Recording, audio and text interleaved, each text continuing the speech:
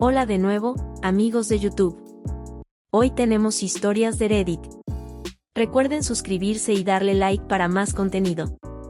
No olviden que los quiero mucho. Disfruten el video. Esta historia puede contener temas sensibles para algunas personas. Se recomienda discreción. Salí con vida de un pueblo controlado por el crimen organizado y había guerra. Hola, solamente quiero contar mi experiencia sobre cómo viví la parte horrible del narcotráfico. Probablemente muchos viven en ciudades tranquilas, o simplemente ciudades grandes, donde es muy poco probable que te hagan algo si tú no estás en esto. Sin embargo, cuando vives en un pueblo de más o menos 2000 personas, es muy fácil ser afectado por la violencia que vive el país desde hace muchos años. No voy a dar ningún tipo de información sobre la ubicación, nombres o cosas específicas, porque mi familia aún vive ahí y no quiero que tengan represalias sobre esto. La historia comienza en el noroeste de México en el año 2008, vivía un pueblo que está en la sierra, solamente hay una entrada y una salida en camionetas, salir caminando por otro camino es un suicidio porque solamente hay montañas y es fácil perderse si no conoces estos caminos. Todo era tranquilo, solo había un cartel controlando esa zona y no había algún tipo de violencia. El empleo principal era el cultivo de marihuana, y los que tenía experiencia se dedicaban a la creación de drogas duras, no era en el pueblo, se iban muchos kilómetros hacia la montaña, pero cuando bajaban podías darte cuenta, nos reuníamos en la calle a jugar y los señores pasaban con un olor muy fuerte y horrible, que dejaba rastro a su paso, era muy fácil saber a qué se dedicaban. No sé realmente en qué momento fue, pero comenzaron a decir que otro cartel ya estaba entrando a la zona y que eran muy despiadados. En la televisión veías información sobre ellos, las ejecuciones que hacían y donde dejaban esos cuerpos torturados. En un pueblo cercado ya habían entrado estas personas y habían reclutado jóvenes y adultos para trabajar con ellos, realmente no diría reclutar, porque era obligado. Yo tenía 15 años en ese entonces y no recuerdo ver que la gente estuviera espantada, o quizás yo no estaba espantado. Comenzó a llegar más trocas del grupo organizado que controlaba en mi pueblo, eran hombres fuertemente armados, no sabía en ese momento qué tipo de armas eran, pero eran realmente grandes. Algunas familias se estaban yendo del pueblo, y cuando comenzó a hacerse más frecuente la gente se volvió loca. Yo recuerdo que le decía a mi papá que por qué no nos íbamos nosotros. Él me dijo que, porque no teníamos otro lugar a donde ir, nuestra familia estaba en camino a esos pueblos del cartel enemigo ya había tomado. Era un suicidio el querer ir para allá, lo mejor era ir rumbo hacia el Mar de Cortés, pero allá no teníamos familia.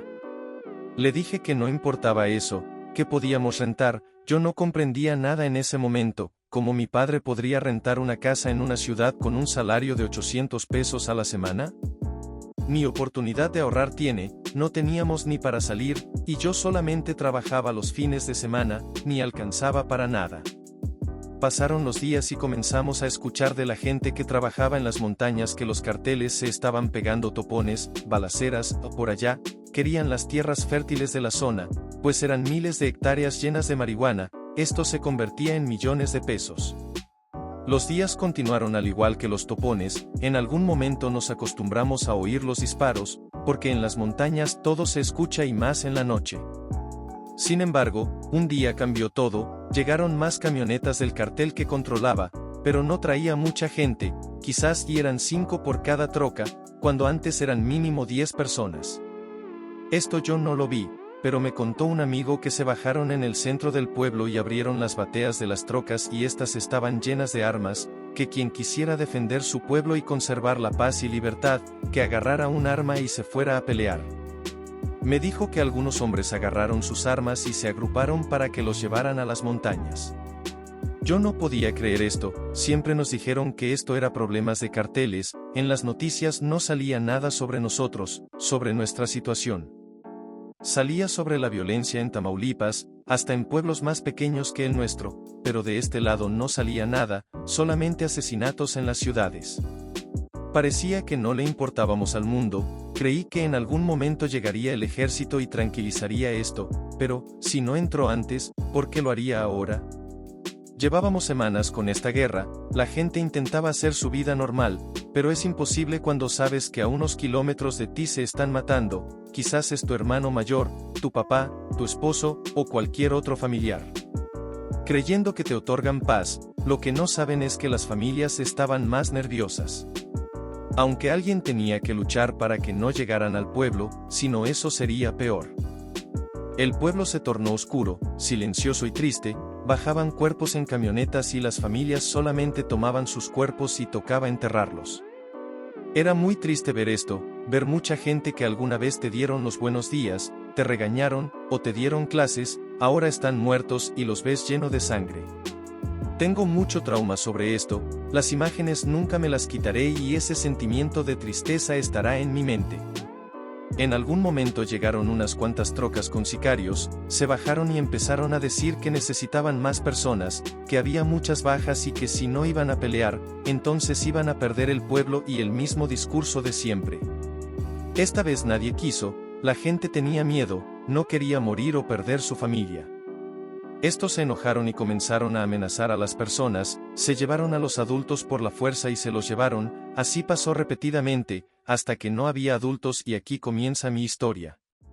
Un jueves en la mañana bajaron trocas y comenzaron de puerta en puerta a buscar a todos los hombres mayores de 13 años, que se los iban a llevar a la guerra, porque solamente necesitaban más manos para ganar.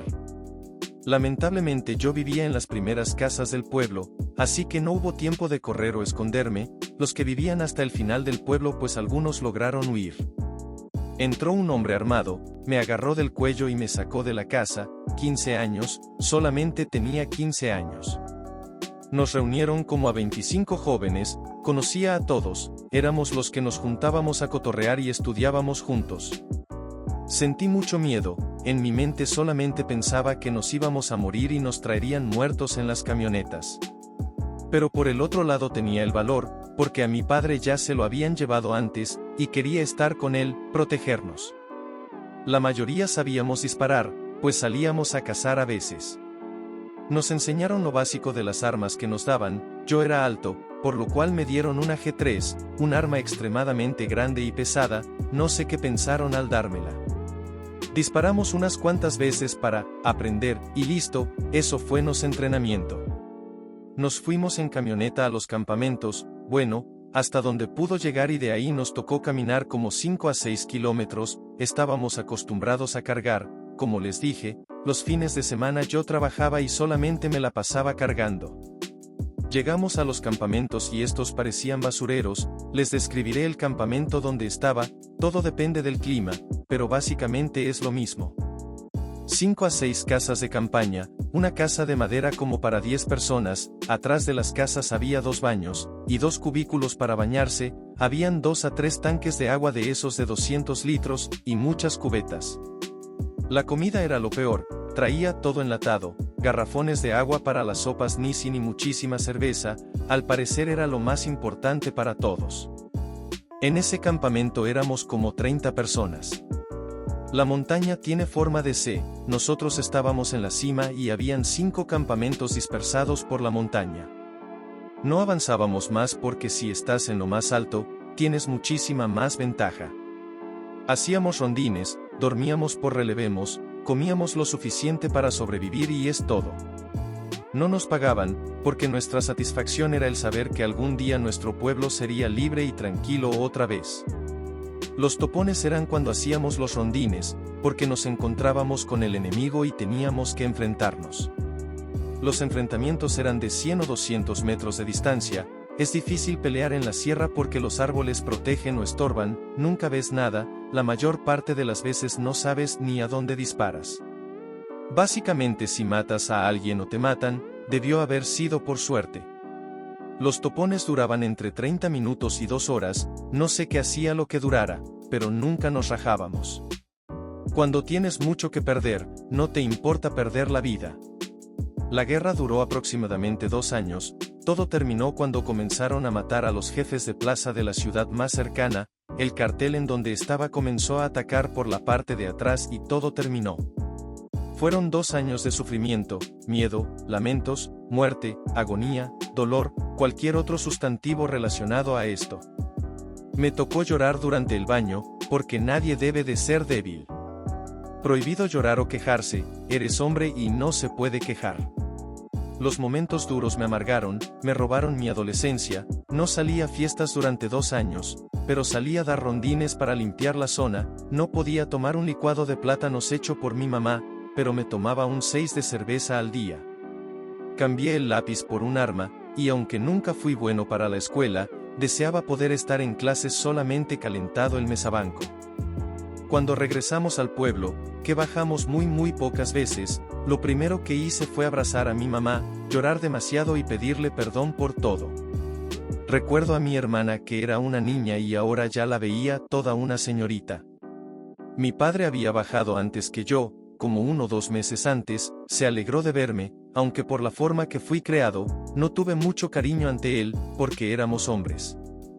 Los momentos de tortura habían terminado, el pueblo durante meses continuó tenso, y más porque terminaron odiando a todos los carteles, pero no puedes decir nada porque ellos tienen el poder. Al final mi padre consiguió trabajo en una ciudad al norte de Sinaloa, nos fuimos a vivir allá, hicimos nuestra y yo comencé a hacer la mía después. Son cosas que nunca cuento en persona, porque me da vergüenza que sepan que estuve en un cartel, me da miedo al que dirán, que piensen que soy un asesino, un sicario, alguien peligroso.